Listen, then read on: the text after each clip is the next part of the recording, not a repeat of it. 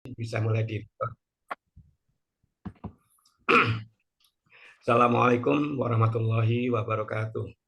Waalaikumsalam warahmatullahi wabarakatuh. Alhamdulillahirabbil alamin wa bihi nasta'inu ala umuri dunya waddin wassalatu wassalamu asrofil anbiya'i wal mursalin wa ala alihi wa sahbihi ajmain. Asyhadu an la ilaha illallah wa asyhadu anna Muhammadan abduhu wa rasuluh. Allahumma sholli ala Muhammad wa ala ali Muhammad.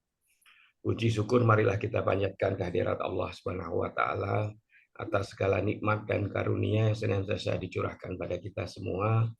Wal khusus pada pagi hari ini kita masih diberikan nikmat sehat, nikmat iman, nikmat Islam, dan kita masih diperkenankan untuk bertemu, bersilaturahmi, dan juga bertolabul ilmi bersama Dr. Wahid. Dan baiklah, kita akan melanjutkan pada pagi hari ini. Setelah pekan lalu kita membahas mengenai bagaimana mendidik anak, kurang lebih seperti itu. Dan pekan ini kita akan melanjutkan hal-hal yang bisa mengobati penyakit hati. Mungkin setelah kemarin baru sampai nomor ke-9 kalau tidak salah. Baiklah, rekan filah yang dimuliakan Allah, untuk mempersingkat waktu, taklim dan waktu sepenuhnya saya serahkan kepada Ustadz Wahid Rahman. Silakan, tafadhol Ustadz. Jazakallah. Bismillahirrahmanirrahim. Assalamualaikum warahmatullahi wabarakatuh.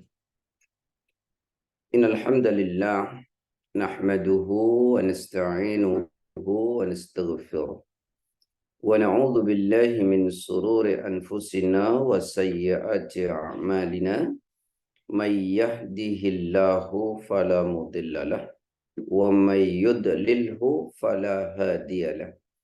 Asyhadu an la ilaha illallah wahdahu la syarika lah wa asyhadu anna Muhammadan abduhu wa rasuluhu la nabiyya ba'da.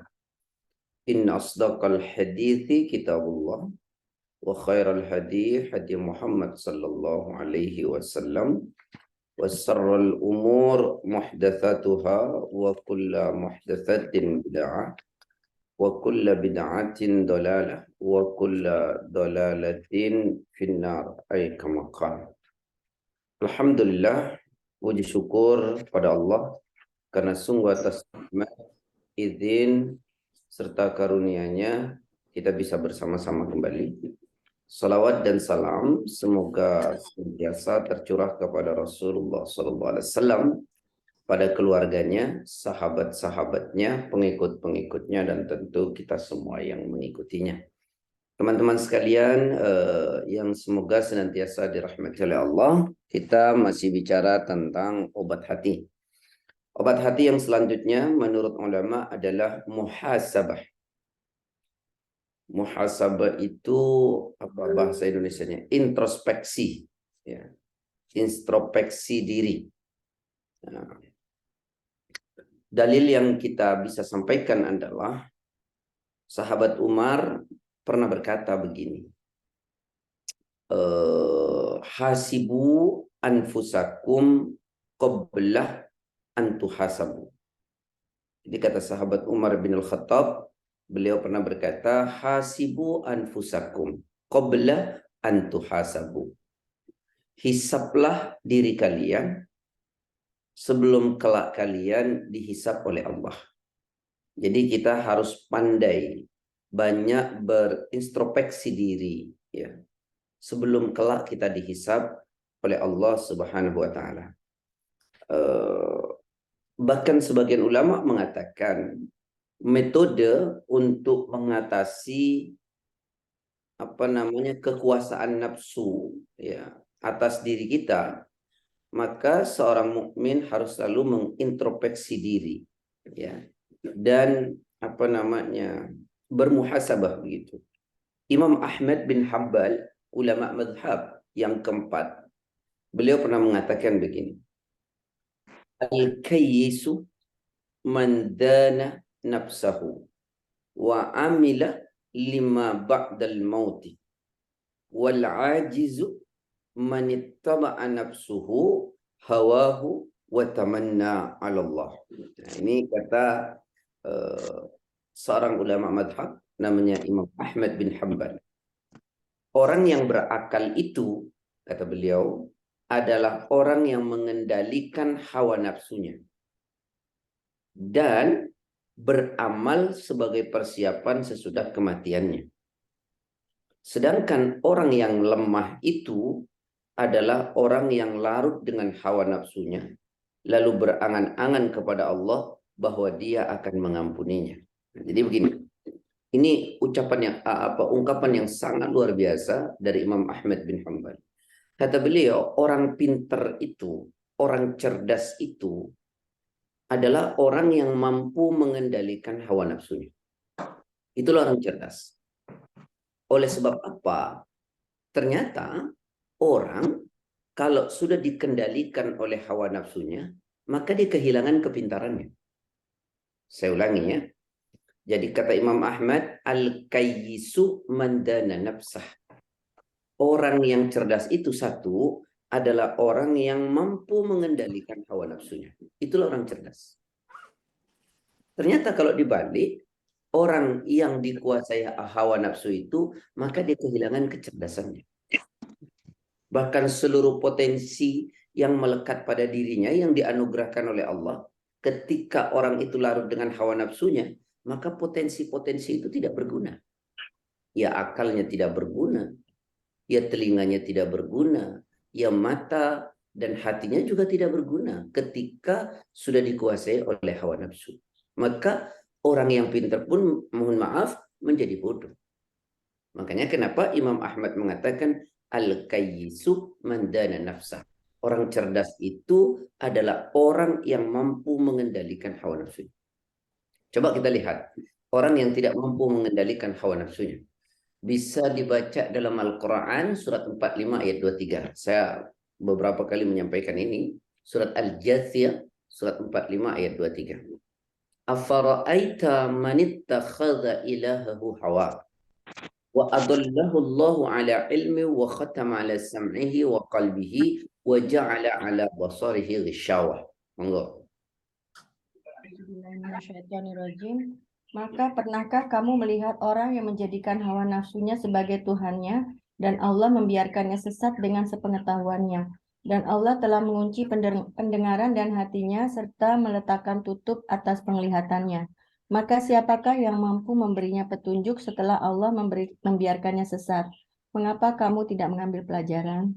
Coba kita lihat. Ternyata berdasarkan ayat ini, orang itu kalau larut dengan hawa nafsunya, mohon maaf ya, maka seluruh potensi yang ada pada dirinya malah tidak fungsi. Kenapa? Allah bilang, tidakkah, maka pernahkah kamu melihat orang-orang yang menjadikan hawa nafsunya sebagai Tuhannya?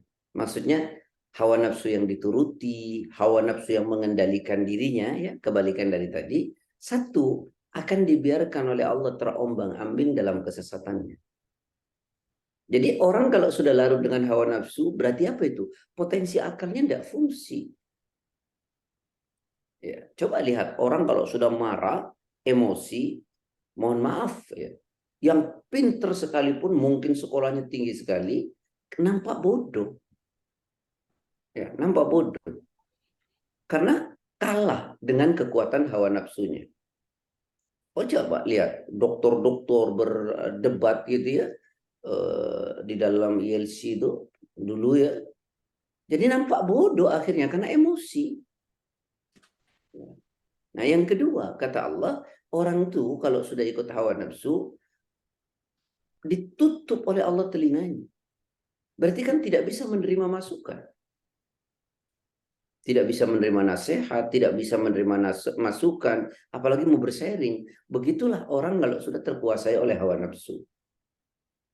Yang ketiga, hatinya juga ditutup, tidak bisa merasa. Ya. Yang keempat adalah matanya juga ditutup. Maka kehilangan penglihatan dia. Tidak bisa lagi objektif melihat kebenaran, kesalahan. Oleh karena ditutupi oleh hawa nafsunya. Betullah Imam Ahmad pernah mengatakan al-kayyisu man dana nafsah.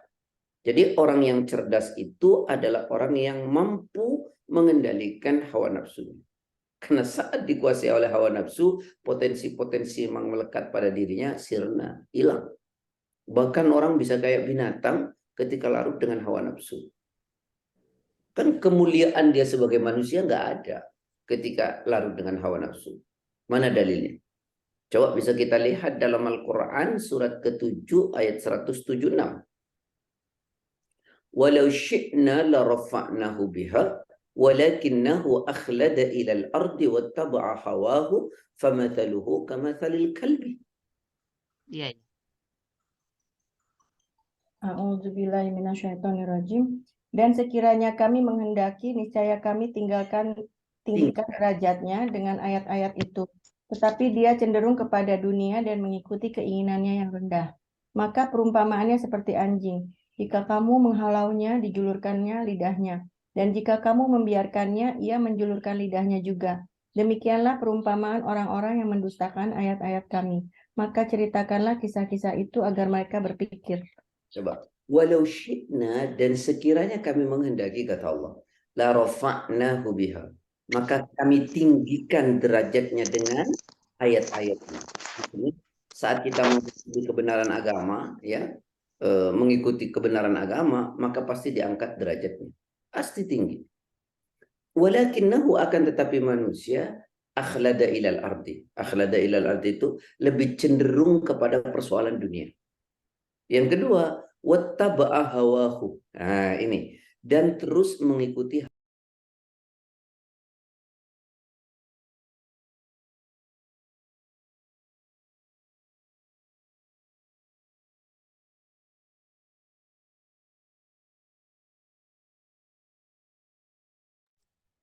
Maaf Ustadz, ke-mute Ustadz. Baik, berarti diulang.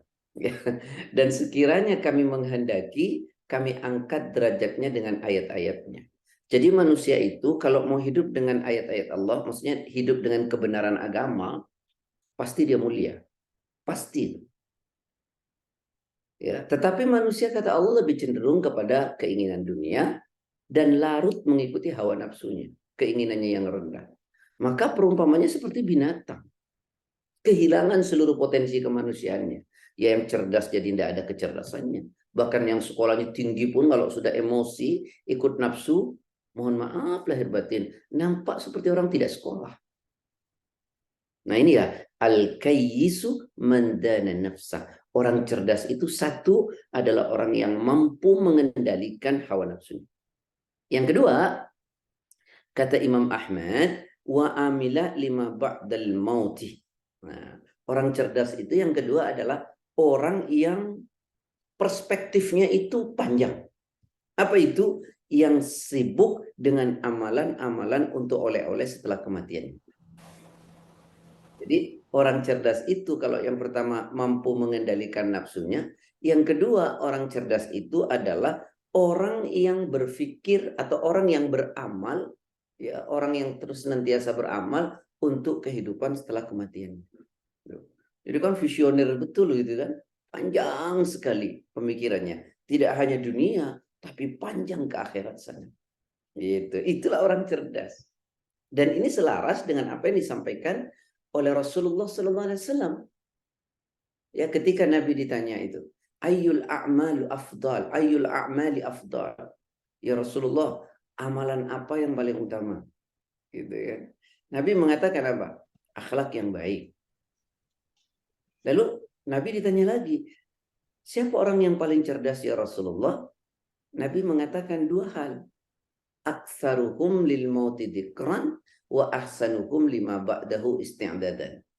Jadi kata Nabi, orang yang paling cerdas itu adalah orang yang paling banyak ingat mati. Yang kedua adalah orang yang mempersiapkan diri oleh-oleh untuk setelah kematiannya. Ya. Itulah orang yang cerdas. Jadi orang cerdas tidak hanya berpikir semu, hanya di dunia yang sementara, tapi pikirannya panjang untuk akhirat. Itulah orang yang cerdas sebenarnya. Visioner. Visionernya bukan persoalan dunia lagi, tapi sampai tembus ke akhirat. Kenapa? Karena tadi Nabi katakan, orang cerdas itu adalah orang yang paling banyak ingat mati dan orang yang paling baik mempersiapkan diri untuk kematiannya. Itu loh orang yang paling cerdas. Bukan orang yang sibuk dengan persoalan dunia. Saat orang itu kemudian lupa kematian, sesungguhnya orang itu adalah bodoh.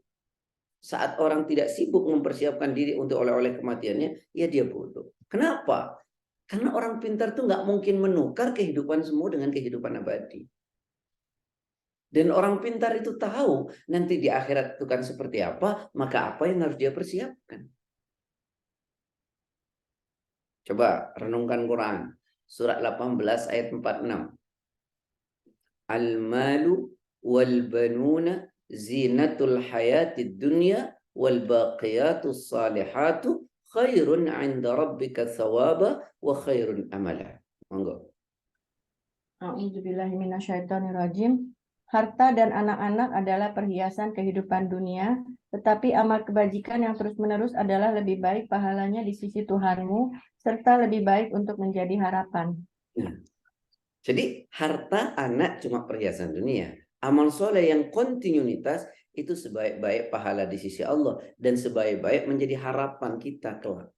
Jadi orang pintar itu tahu ya apa yang terbaik buat dirinya dan harapan apa yang bisa dia lakukan, apa yang bisa dia lakukan untuk menjadi harapan terbaik kelak di akhirat. Ya amal soleh. Makanya dikatakan yang kedua orang cerdas itu wa amila lima ba'dal mauti, yaitu orang yang sibuk mempersiapkan diri oleh-oleh untuk setelah kematiannya. Itu orang paling cerdas. Ya. Jadi bukan orang cerdas itu hanya pintar secara intelektual, tapi juga ada kepintaran emosional dan kepintaran spiritual. Gitu, ya. Bukan hanya cerdas intelektual, intelligence quotient-nya, tapi cerdas emosional ya dan spiritualnya. Nah, baik ya. Jadi introspeksi diri. Kemudian wal ajiz, adapun orang yang lemah itu kata Imam Ahmad bin Hanbal, manittaba'a nafsuh. Yang pertama adalah yang larut dengan hawa nafsunya. Itulah orang yang lemah. Ya, orang yang lemah adalah orang yang larut dengan hawa nafsunya. Jadi hatinya atau nuraninya itu selalu kalah dengan hawa nafsunya. Itulah orang lemah. Kan manusia itu diciptakan dua potensi kan? Dalam Quran, coba buka surat ke-91 ayat 7 dan 8. Wa nafsi wa ma sawwaha fa'alhamaha fujuraha wa taqwaha. Ya. A'udzubillahi minasyaitonirrajim. Maka akan kami mudahkan baginya jalan menuju kemudahan atau kebahagiaan. Dan adapun orang yang kikir dan merasa dirinya cukup tidak perlu pertolongan Allah. Kok salah ya, Bu? 91. Ayat 7 dan 8. Oh, sorry, maaf. 91 ya. Ya. A'udzubillahi minasyaitonirrajim. Demi jiwa serta penyempurnaannya, ciptaannya, maka dia mengilhamkan kepadanya jalan kejahatan dan ketakwaannya. Nah, jadi pada manusia itu kan ada dua potensi, namanya fujur dan takwa. Ini ada nih, akan tarik-menarik. Ya, ini bahkan terjadi pertempuran yang tidak pernah selesai sampai kita mati. Ya, all time confrontation ya. Ada konfrontasi yang tidak pernah kelar antara nafsu dengan hati. Itu akan terus bergesekan. Gitu. Akan terus bergesekan. Maka Allah kasih guidance ya, Quran dan hadis ya sebagai pedoman gitu. Sebagai pedoman. Ya, dalam bahasa Al-Qur'an itu wahadainahun najdaini, aku tunjukkan lo kepada kalian dua jalan, mana yang kalian mau tempuh. Ya, bebas terserah kita. Nah, guidance-nya itu Al-Qur'an dan Sunnah. Nah, setelah itu Allah beritahu akibatnya. Qad aflaha man zakkaha. Kalau kau bersihkan kau untung. Wa qad khaba man dassaha, jika engkau kotori maka engkau akan rugi. Gitu ya. Nah, tergantung mana yang menang nih, nafsunya yang diikuti terus-menerus atau tidak. Gitu ya.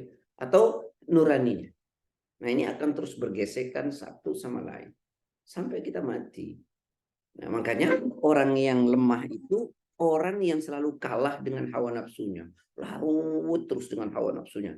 Diikuti terus hawa nafsunya. Pokoknya diumbar terus hawa nafsu itu. Ya. Nah, itu yang pertama. Yang kedua, ternyata orang lemah itu watamanna 'ala Allah. Ya, dia panjang angan-angan bahwa Allah nanti akan mengampuni. Jadi begini maksudnya. Orang ini gemar melakukan dosa dengan mengatakan, kan Allah Maha Pengampun, nanti saya akan minta ampun. Nah, kira-kira begitulah. Itu adalah orang lemah. Orang lemah itu satu, larut dengan hawa nafsunya. Yang kedua, selalu berangan-angan kepada Allah bahwa dia Allah akan mengampuni dosanya. Toh Allah itu Maha Pengampun, Allah Maha Penyayang, nanti Allah mengampuni. Ini sebenarnya orang lemah. Ya, kenapa? Bagaimana kalau dia misalnya mati dalam keadaan melakukan dosa? Kan tidak sempat. Ya, tidak sempat karena kita tidak tahu. Bagaimana misalnya Al-Qur'an bilang pada surat 31 ayat 34 di ujung ayat. Wa ma tadri nafsun madza taksibu ghada wa ma tadri nafsun bi ayyi ardin tamut.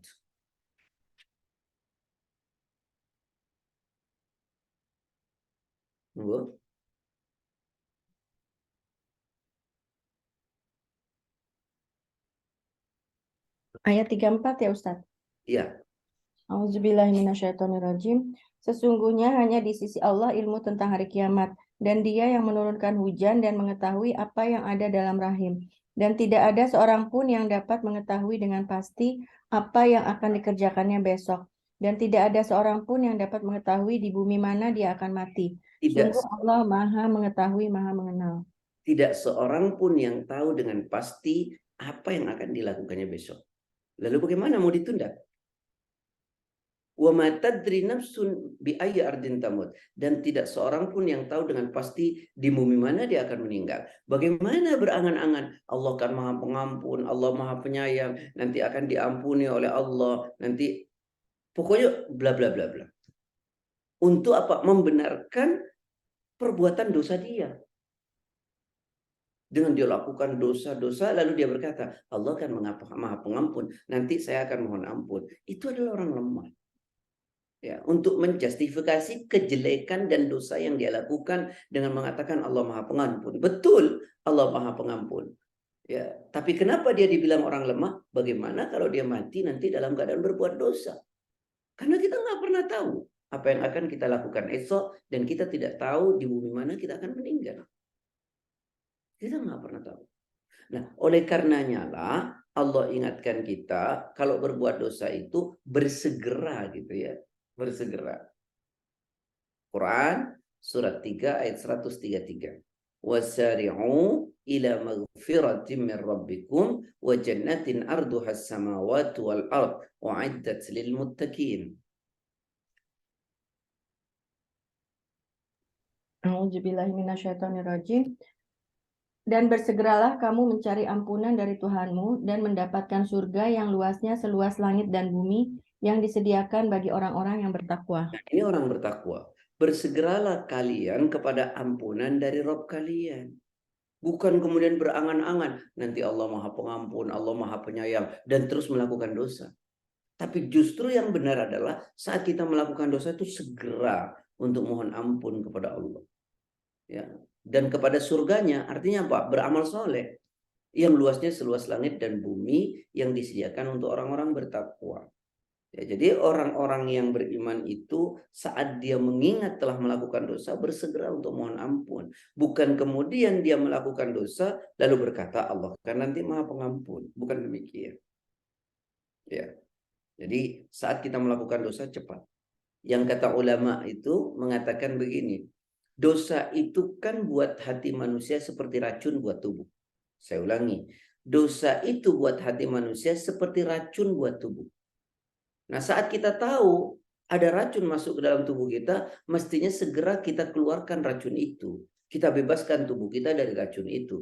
Begitulah saat kita tahu dosa itu masuk ke dalam diri kita, maka kita segera untuk menghilangkan dosa itu dengan cara taubat. Bukan kemudian nanti kan dosa itu dimaafkan. Bukan demikian. Ya. Nah, ikhwani wa ikhwati fillah yang dirahmati oleh Allah Subhanahu wa taala, sebenarnya dalam 135-nya itu juga dijelaskan. Monggo. Walladzina idza fa'alu fahishatan aw dhalamu anfusahum dzakarullaha fastaghfaru lidzunubihim wa may yaghfiru dzunuba illa Allah wa lam yusirru ala ma fa'alu wa hum ya'lamun. A'udzubillahiminasyaitonirrajim. Dan juga orang-orang yang apabila mengerjakan perbuatan keji atau menzalimi dirinya sendiri, segera mengingat Allah, lalu memohon ampunan atas dosa-dosanya, dan siapa lagi yang dapat mengampuni dosa-dosa selain Allah, dan mereka tidak meneruskan perbuatan dosa itu sedang mereka mengetahui. Dan orang-orang yang apabila mengerjakan perbuatan keji atau menganiaya diri sendiri, artinya berbuat dosa, satu, ya, mereka ingat akan Allah cepat, gitu. Yang kedua, lalu memohon ampun terhadap dosa-dosa mereka. Siapa lagi yang bisa dapat mengampuni dosa selain Dia Allah? Dan ketiga, tidak meneruskan perbuatan kejinya itu, sedang mereka tahu, gitu ya. Nah, inilah yang kata Imam Ahmad, saya ulangi, orang lemah itu manittaba nafsuhu, yang mengikuti hawa nafsunya, ya, wa tamanna 'ala Allah, dan berangan-angan kepada Allah bahwa Dia akan mengampuni dosa-dosanya. Ya, jadi kembali teman-teman sekalian, ikhwani wa ikhwati fillah, bahwa salah satu amalan pembersih dosa itu banyak berintrospeksi diri, banyak bermuhasabah. Ya, banyak bermuhasabah. Hasan Al-Basri rahimahullah, ulama besar, beliau berkata, seorang mukmin itu, kata beliau, pemimpin bagi dirinya sendiri. Seorang mukmin itu pemimpin bagi dirinya sendiri. Ia mengintrospeksi dirinya karena Allah. Kenapa? Sesungguhnya hisab pada hari kiamat nanti akan menjadi ringan. Pojoknya, ini mau warna apa? Baik, saya teruskan. Hasan Al-Basri rahimahullah, beliau pernah berkata, seorang beriman itu pemimpin bagi dirinya sendiri. Maka ia banyak mengintrospeksi dirinya. Karena sesungguhnya nanti hisab pada hari kiamat nanti akan menjadi ringan bagi orang yang terbiasa berintrospeksi di dunia. Kenapa? Dengan introspeksi itu dia sadar akan kesalahannya lalu dia datang minta maaf. Ya. Sebaliknya, hisab akan terasa berat bagi mereka yang tidak pernah berintrospeksi. Tidak pernah merenung, ya, tentang apa yang telah dia lakukan. Perenungan itu seperti apa saja nanti akan saya jelaskan. Ya. Maka seorang mukmin bisa saja dikejutkan oleh sesuatu dari yang ia takjub kepadanya. Demi Allah, aku benar-benar menginginkanmu. Begitupun kamu, ya. Jadi kita itu selalu terbawa dalam hidup ini.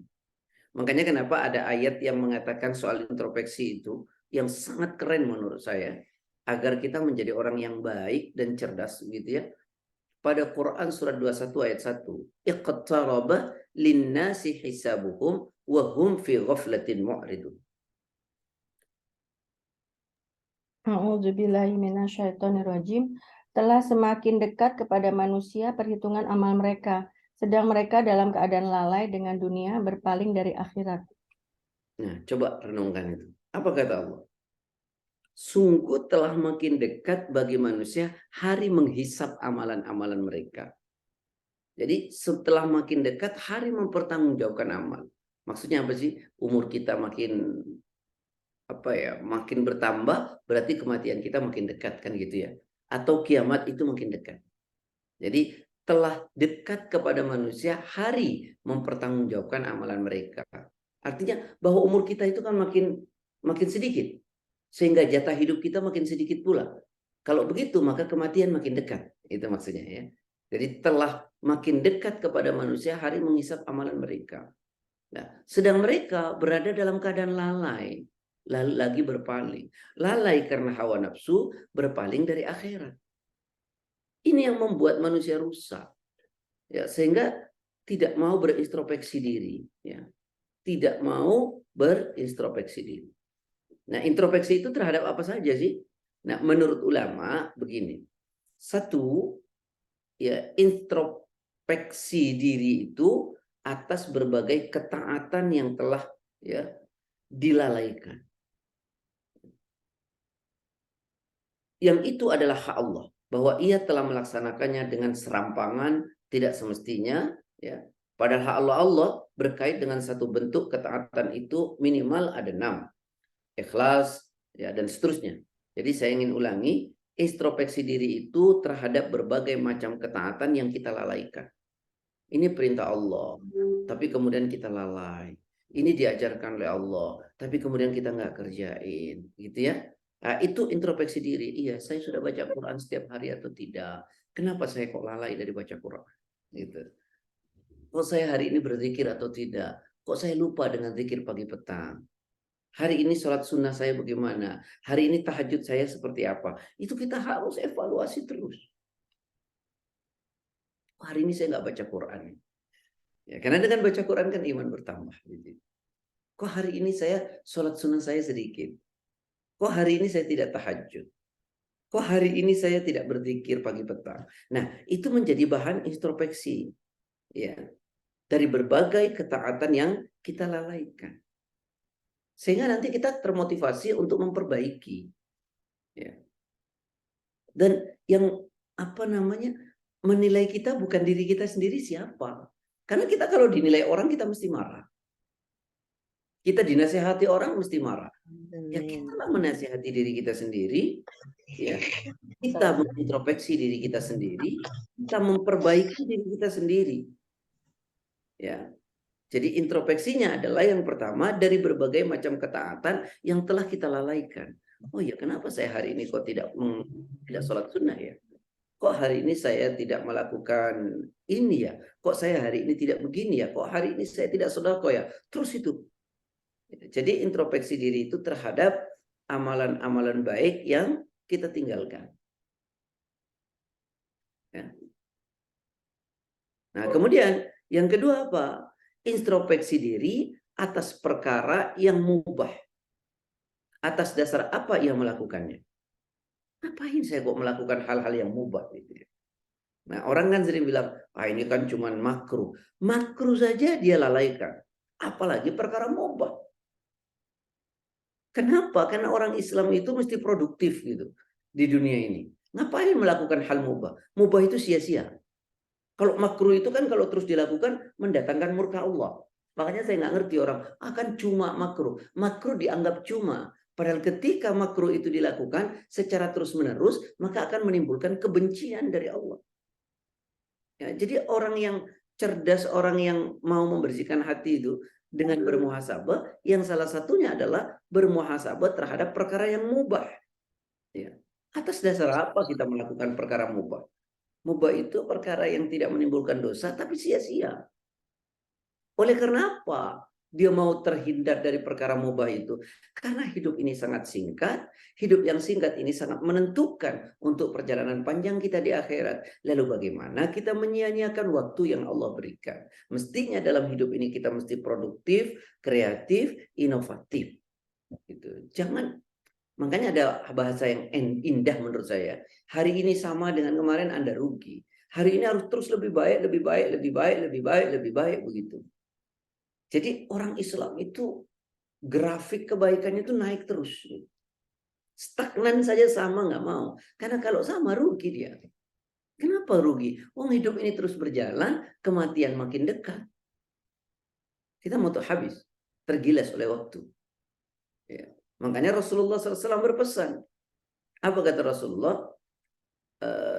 Di antara tanda baiknya orang mukmin itu adalah tarkuhu malayani, yang dia meninggalkan hal-hal yang nggak ada gunanya.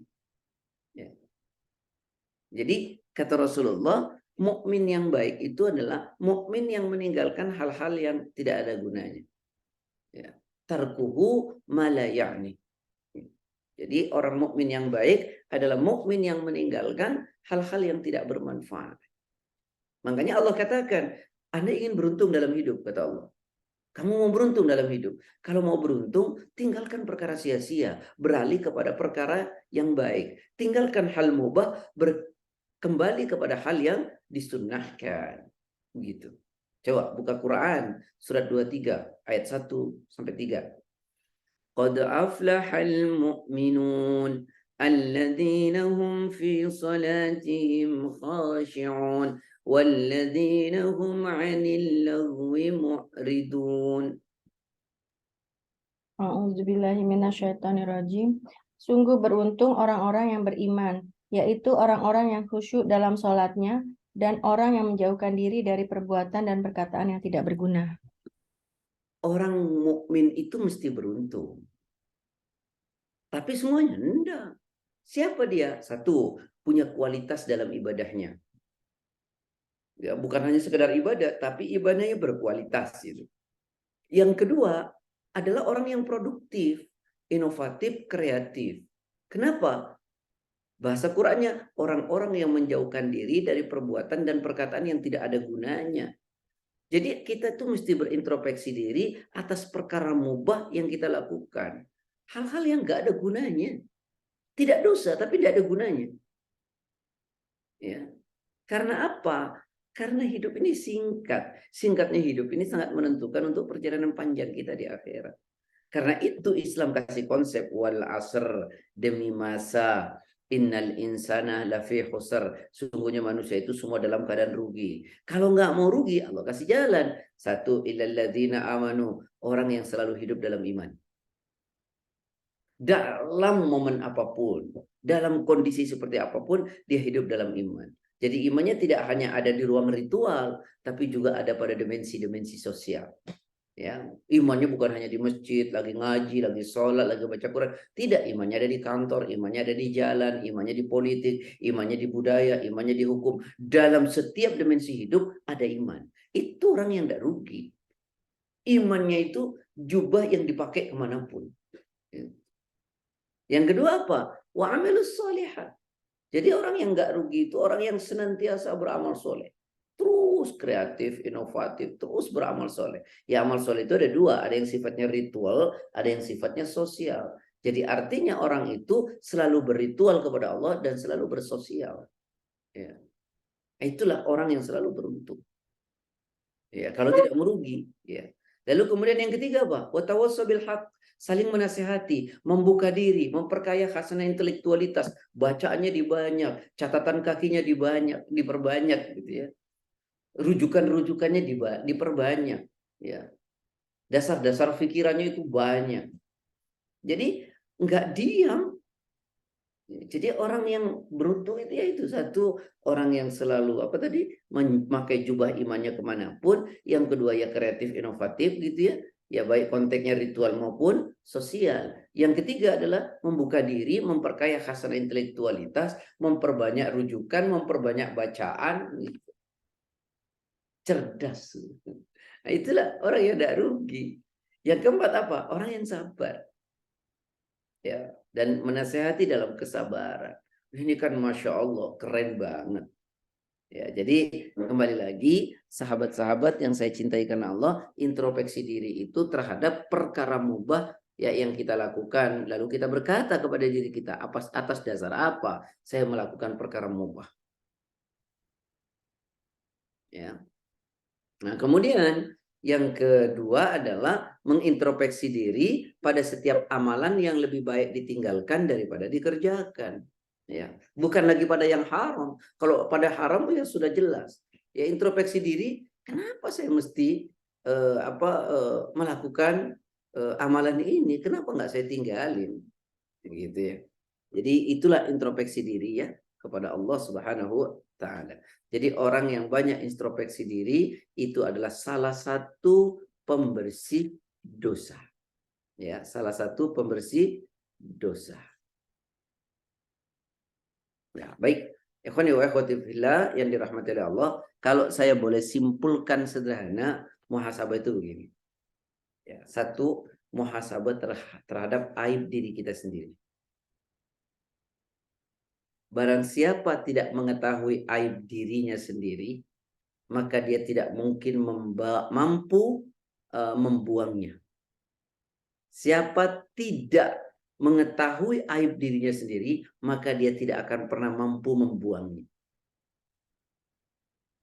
Makanya kan ada ungkapan tuh indah ya, begini. Indah sekali ya ungkapan ini menurut saya. Saya membacanya dalam kitab Tazkiyah. dari seorang ulama yang sangat luar biasa, yaitu Imam Ahmad bin Hanbal. Iblis itu lebih cinta perbuatan bid'ah daripada perbuatan maksiat. Saya ulangi. Iblis itu lebih cinta perbuatan bid'ah daripada perbuatan maksiat. Kenapa? Karena orang berbuat maksiat itu tahu kalau itu maksiat. Nah, karena dia tahu itu maksiat, maka peluang dia untuk berhenti dan taubat sangat terbuka. Tapi pelaku bid'ah itu tidak tahu kalau itu salah dan menganggapnya benar. Maka peluang untuk keluar dari itu ya sulit. Sulit sekali. Karena menganggapnya itu benar. Saya ulangi ya. Kata Imam Ahmad bin Hanbal. Pelaku bid'ah itu lebih dicintai daripada pelaku maksiat. Karena kemaksiatan itu pelakunya tahu kalau itu maksiat. Karena dia tahu, ya setidaknya dia tahu, maka peluang dia untuk sadar dan meninggalkan itu sangat terbuka. Tapi pelaku bid'ah tidak tahu kalau itu keliru. Bahkan dia menganggapnya itu sebuah kebenaran. Lalu bagaimana caranya dia bisa keluar? Kan sulit. Makanya kenapa introspeksi diri itu mengetahui aib diri sendiri. Ya. Karena barang siapa tidak mengetahui aib dirinya, maka tidak mungkin mampu membuangnya.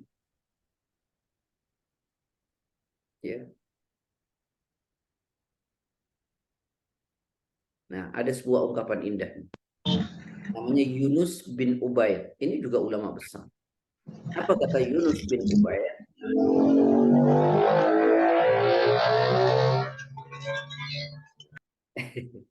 Aku benar-benar, kata beliau, mendapati 100 bentuk kebajikan. Tetapi kulihat tidak ada satu pun yang ada pada diriku. Masya Allah. Aku melihat ribuan kebaikan. Ya. Aku benar-benar mendapati ratusan bentuk kebaikan di dunia ini. Tapi kulihat tidak ada satu pun yang ada pada diriku. Masya Allah. Begitu introspeksi para ulama itu. Muhammad bin Wasi, ulama yang juga sangat luar biasa. Ya, apa kata beliau? "Lau kana lid-dunubi rihun la ahadun ayajlisa ilayya." Ini kata Muhammad bin Wasi. Andaikan, kata beliau, dosa itu menimbulkan aroma busuk, maka tidak akan ada seorang pun yang mau duduk bersama. Itu kata Muhammad bin Wasi. Saya ulangi. Andaikan dosa itu mempunyai bau busuk, maka tak akan ada seorang pun yang mau duduk bersamaku. Kan artinya dia mampu melihat dirinya, berintrospeksi terhadap diri. Imam Ahmad meriwayatkan dari Abu Darda berkata, seorang itu tidak memahami agama ini dengan baik sampai ia membenci orang lain karena Allah. Kemudian ia kembali kepada nafsunya dan ia lebih membencinya lagi. Ini keren ya. Jadi ikhwani wa akhwati fillah yang dirahmati oleh Allah Subhanahu wa taala. Jadi kita harus pandai bermuhasabah. Jadi yang pertama tadi, muhasabah mengetahui aib diri. Ya, karena kalau kita tidak tahu aib diri kita, mungkin kita tidak akan pernah mampu membuangnya. Karena kita nggak pernah tahu ya ada aib, sehingga kita tidak mampu membuangnya. Ya. Kemudian yang kedua, mengetahui hak Allah Subhanahu wa taala terhadapnya. Mengetahui hak Allah Subhanahu wa taala terhadapnya, artinya kewajiban yang ia lakukan. Ya. Kenapa kata ulama, hal demikian itu akan membuatnya mencela nafsunya sendiri serta membebaskannya dari nafsu itu. Ya. Juga membukakan pintu ketundukan kepada Allah. Ya. Apalagi kepatuhan terhadap Allah, kepasrahan kepada Allah. Nah, ya. Jadi saya ulangi, mengetahui hak Allah terhadapnya. Karena itu akan membuatnya mencela nafsunya sendiri. Ya. Serta membebaskannya dari nafsu itu. Juga membukakan pintu ketundukan kepada Allah, penghambaan kepada Allah, yang akhirnya menjadi dekat kepada Allah Subhanahu wa taala. Nah, ini adalah bagian yang ke-9 ya Pak ya? Ya Pak. Ke-10 kayaknya Ustaz. Ke-10. Ya. Bahwa cara untuk membersihkan diri itu adalah dengan banyak bermuhasabah, banyak berintrospeksi diri. Ada satu nazom, Pak. Nazom itu apa ya? Bapak sering dengar nyanyian-nyanyian ini di masjid-masjid di kampung-kampung tuh. Begini. Ilahi lastu lil firdausi ahla wala aqwa ala naril jahim. Ya kan? Wa umrina kisun fi kulli yaumin wa dhanbi zaidun kaifa ihtimali. Nah, itu keren tuh sebenarnya. Ilahi ya Allah Rabb kami, lastu lil firdausi ahla. Rasanya aku tak pantas masuk ke dalam surgamu. Ya, kenapa? Karena dia merasa banyak dosa. Wala aqwa ala naril jahim, dan aku juga tak akan sanggup kalau harus masuk ke dalam neraka. Masya Allah ya. Walaupun ini ungkapan ini dikritik, ya saya pikir nggak perlu dikritik. Uang ini muhasabah. Ya. Ya Allah, aku tak pantas rasanya masuk ke dalam surgamu karena aku banyak dosa. Ya. Dan aku juga tak akan sanggup masuk ke dalam nerakamu. Siapa yang mau sanggup ya? Lalu setelah itu apa beliau bilang? Wa umrina kisun fi kulli yaum. Ya Allah, umurku ini makin hari makin berkurang. Wa dhanbi zaidun kaifa ihtimal. Sedangkan dosaku makin hari makin bertambah. Wa kaifa ihtimali. Bagaimana kelak aku mempertanggungjawabkan di hadapanmu. Nah, ini namanya muhasabah. Merasa tak pantas masuk ke dalam surga ya Allah. Kenapa? Terlalu banyak dosa. Tapi takkan sanggup masuk ke dalam neraka. Lalu dia berkata, umurku makin hari makin berkurang, sedangkan dosaku makin hari makin bertambah. Lalu bagaimana kelak aku mempertanggungjawabkan dosaku ini di hadapan Allah Subhanahu wa Ta'ala. Nah, ini ungkapan yang sangat indah menurut saya. Ya, jadi ayo kita banyak bermuhasabah, berintrospeksi diri, tempatkan diri kita banyak dosa, jangan pernah merasa diri kita banyak pahala. Ya, sebagaimana dalam sebuah hadis, siapa orang terlalu percaya diri dengan ibadahnya dan meremehkan dosanya, maka kelak dia akan menghadap Allah berlumuran dosa. Siapa orang yang menyadari akan kelirunya dan terus-menerus untuk memohon ampun kepada Allah, maka kelak dia akan menghadap Allah dalam rasa aman. Ya, dalam rasa aman. Baik, ini dulu Pak Sigit ya, tentang muhasabah. Ada pertanyaan kah? Oke, makasih Ustaz. Pengingat kita untuk muhasabah sangat luar biasa. Saya pikir ini banyak sekali kita lalaikan Ustaz. Ya, jadi kita banyaknya kalau berdoa itu memohon, tapi kita mengintrospeksi diri kita mungkin sangat jarang. Terima kasih Ustaz, materinya yang sangat luar biasa dan mengingatkan kita untuk bermuhasabah. Baiklah Bapak Ibu rekan villa yang dimuliakan Allah, kita masih punya waktu sampai sekitar 15 menit lagi ya kurang lebih. Silahkan kalau ada yang mau bertanya bisa raise hand atau membuka mikrofonnya langsung. Silahkan. Ustadz mau tanya. Ya, wanita silakan. Tadi kan salah satu yang dibahas mengenai lalai ya Ustadz. Kalau kita tidak bermaksud untuk lalai, tapi karena memang tidak memungkinkan untuk banyak melakukan yang ibadah sunnah, seperti misalkan sholat duha atau sholat-sholat sunnah rawatib yang yang sangat dianjurkan karena tuntutan pekerjaan misalnya. Itu tapi kita menyadari bahwa kita tuh sangat kurang melakukan ibadah sunnah tersebut. Itu gimana ya Ustadz? Mungkin banyak juga perusahaan yang memang sangat ketat untuk memberikan waktu istirahat bagi karyawannya. Terima kasih Ustadz. Kesadaran kita kurang itu aja sudah keren banget. Yang masalah itu orang tak pernah sadar kalau kurang, bahkan merasa cukup. Nah, akhirnya apa? Ketika dia merasa kurang pada saat bekerja dalam konteks ibadahnya, ya kan duhur dan asar saja yang terlewat. Iya tak? Oh nanti di rumah dia akan ganti, yaitu pada saat sholat maghribnya, sholat isya-nya, sholat subuhnya, di maghribnya ba'diyahnya dia lakukan, tilawahnya dia kerjakan, pada isya-nya ba'diyahnya dia kerjakan, subuh pada qobliyahnya dia kerjakan. Jadi ketika orang merasa kurang di zuhur dan asar, maka dia akan menambah di maghrib, isya dan subuh. Kan begitu ya, Bun? Jadi modal besar itu ketika merasa kurang tadi. Nah, menjadi tidak ada harapan ketika dia merasa cukup.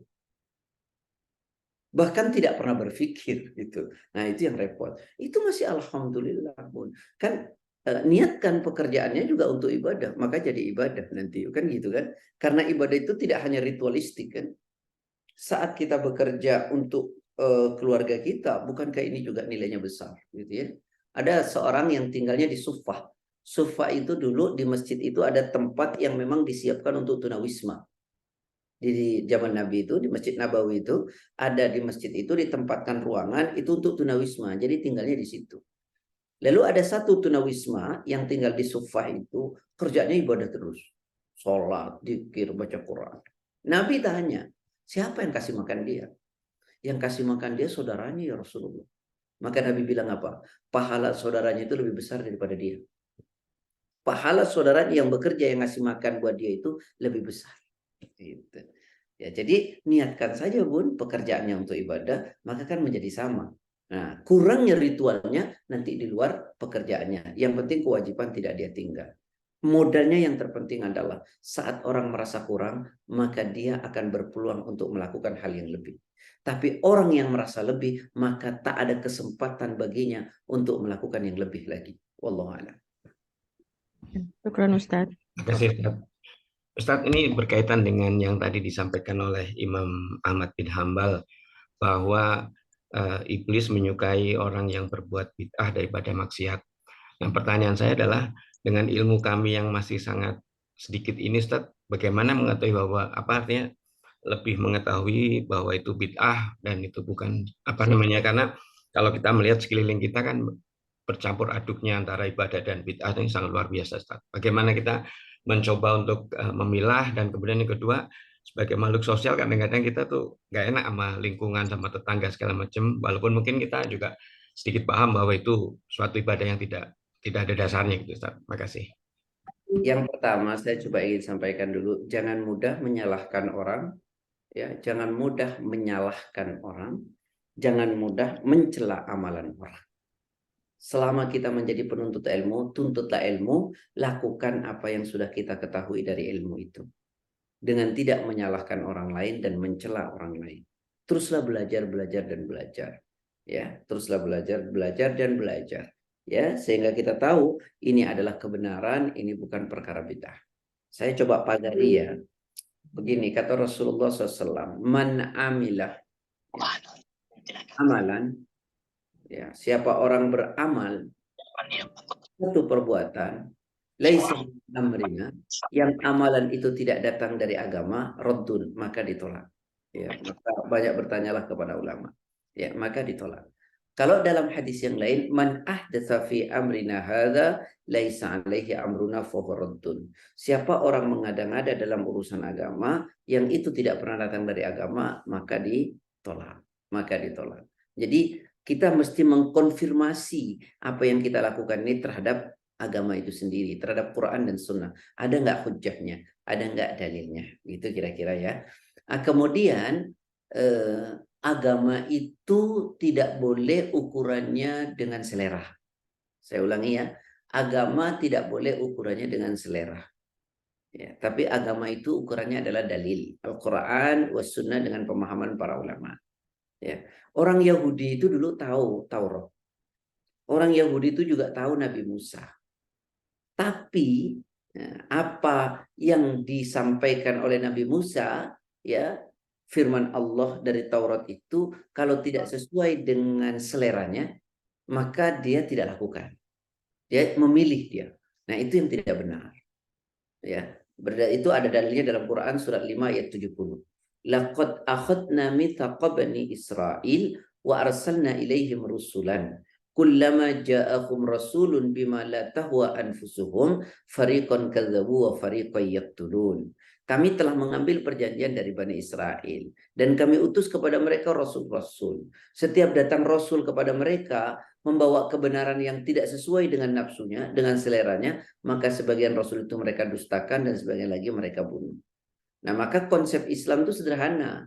Ya, apapun itu yang disampaikan Al-Quran dan hadis, tentu dengan pemahaman para ulama, ya, mau sesuai dengan selera kita atau tidak, respon kita hanya dua kata. Saya dengar, saya taat. Udah selesai. Karena justru agama itu meluruskan selera, gitu loh. Mengusik zona nyaman. Ya. Jadi udah, kalau diseru oleh Quran dan Sunnah dengan pemahaman para ulama tentu, maka jawaban kita ya saya dengar, saya taat. Ya, itulah yang digambarkan dalam Quran surat 24 ayat 51. Innama kana qaulal mu'minina idza du'u ila Allahi wa rasulihi liyahkuma bainahum ay yaqulu sami'na wa ata'na wa ulaika humul muflihun. Surat 24 ayat 51. Sungguh jawaban orang-orang beriman jika diseru kepada Allah dan Rasul-Nya untuk berhukum di antara mereka, maka jawabannya apa? Saya dengar, saya taat. Itulah orang-orang yang beruntung. Ya, coba lihat. Ya, semua dengar, saya taat. Mau sesuai dengan selera atau tidak, ya sudah, kita taat. Begitu. Nah, yang kedua, agama tidak boleh diukur karena banyak orang melakukan.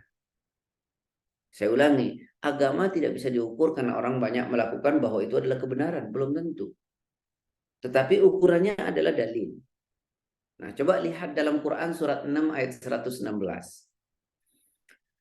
Wa in tuti aktsara man fil ardi yudilluka an sabilillah iyattabi'una illa dhanna wa inhum illa yakhrusun. Ya, surat 6 ayat 116. Apa kata Allah? Jika kalian mengikuti kebanyakan orang di muka bumi ini, maka mereka akan menyesatkan kalian dari jalan Allah. Karena mereka tidak mengikuti kecuali apa? Prasangka. Dan mereka berdusta atas nama agama. Jadi agama nggak boleh, kayaknya sih baik. Kayaknya sih baik kok. Nah, nggak boleh tuh, kayaknya itu nggak boleh. Itu berarti prasangka. Nah, harus jelas, ini loh dalilnya. Ini loh Qur'annya, ini loh hadisnya, ini kata ulama loh. Pemahamannya hadis dan Quran ini begini gitu. Jadi nggak boleh tuh ukurannya karena banyak orang melakukan. Ya, maka konfirmasinya adalah terhadap rujukan agama itu sendiri, Al-Quran dan hadis. Kayak gini aja lah. Di Indonesia ada KUHP, undang-undang. Kita kan nggak boleh berprasangka, nggak boleh cuma ikut-ikutan. Harus jelas, ini loh dalilnya, ini loh ayatnya, ini loh pasalnya, kan gitu kira-kira ya. Kalau di dunia aja harus begitu, apalagi urusan agama. Kira-kira begitulah. Kemudian yang ketiga, jangan ukur kebenaran agama itu karena budaya.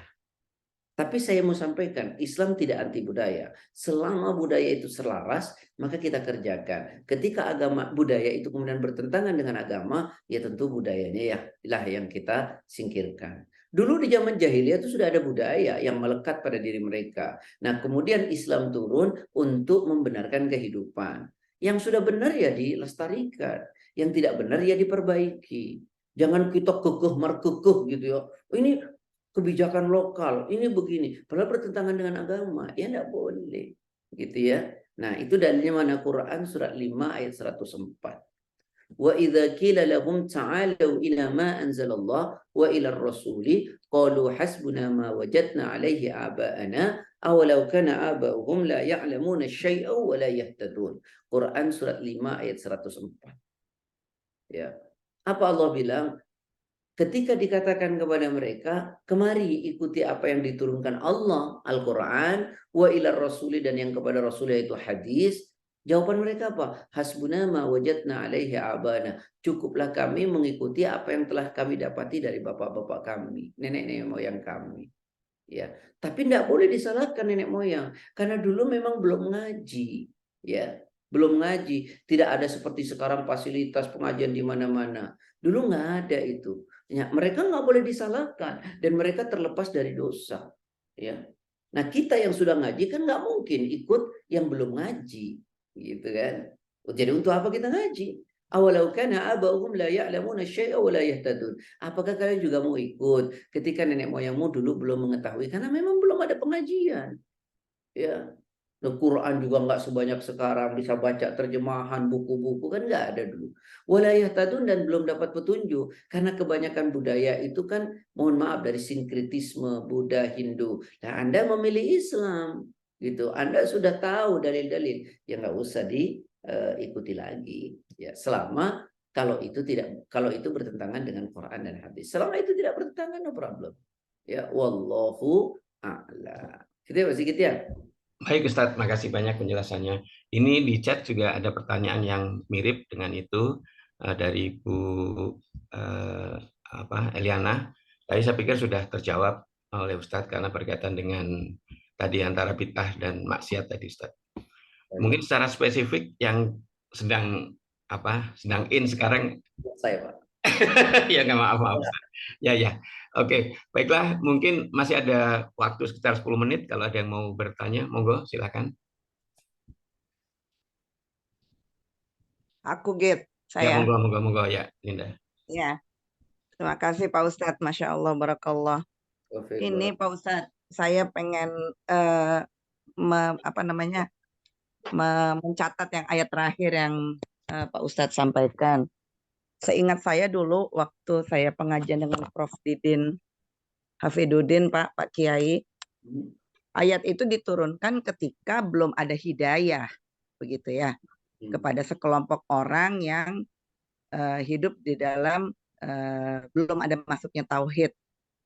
Asbabun nuzulnya, kalau tidak salah Pak, itu ayatnya. Karena apa?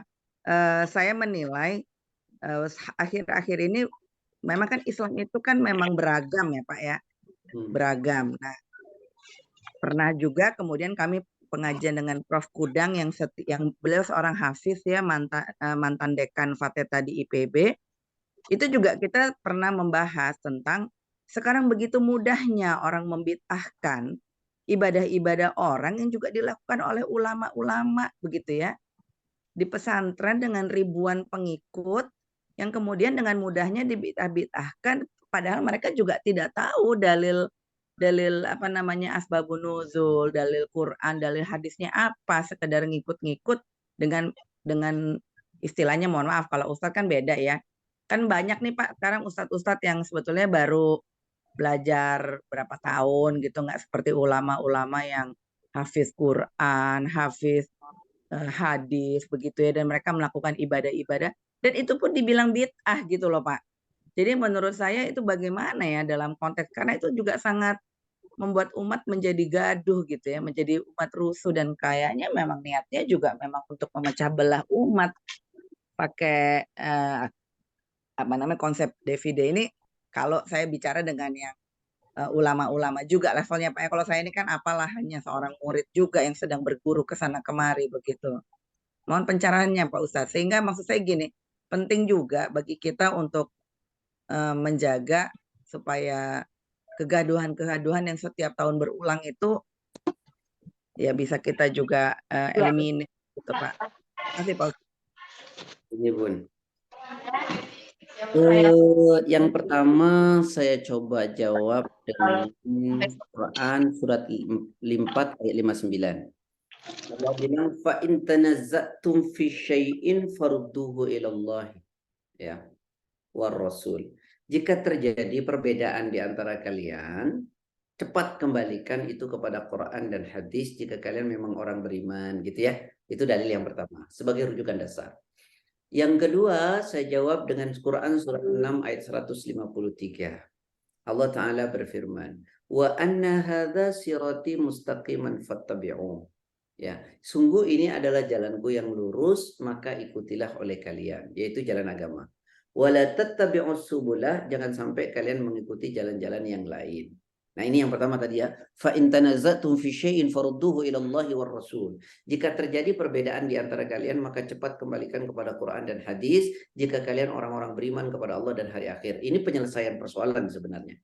Ini penyelesaian persoalan. Itu yang pertama ya Bunda ya.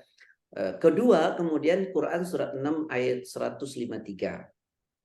Wa anna hadza sirati mustaqiman fattabi'u wa la tattabi'us subula fatafarraqu bikum an sabili dzalikum wasaqum bihi la'allakum tattaqun. Apa kata Allah? Sungguh ini adalah jalanku yang lurus. Apa itu? Jalan Al-Quran, As-Sunnah, agama yang benar. Ikuti oleh kalian. Jangan kalian mengikuti jalan-jalan yang lain ya selain jalan kebenaran agama, Quran dan hadis yang menyebabkan kalian tercerai-berai dari jalan Allah. Nah, tetapi yang saya ingin ingatkan adalah Quran itu ada satu. Tapi tafsir Quran itu banyak. Betul. Karena itulah kemudian interpretasi begitu luasnya dari Quran itu. Maka yang perlu kita lakukan harus lebih banyak rekreasi bacaan. Rekreasi catatan kaki, rekreasi khasanah intelektualitas, gitulah. Saya pikir itu. Hadis kitab Riyadhus Shalihin itu cuma satu, tapi sarah dari kitab Riyadhus Shalihin banyak. Nah, jadi sekarang kearifan dan kebijakan itu muncul ketika rekreasi bacaannya lebih banyak. Itu yang bisa saya sampaikan dulu, Bun.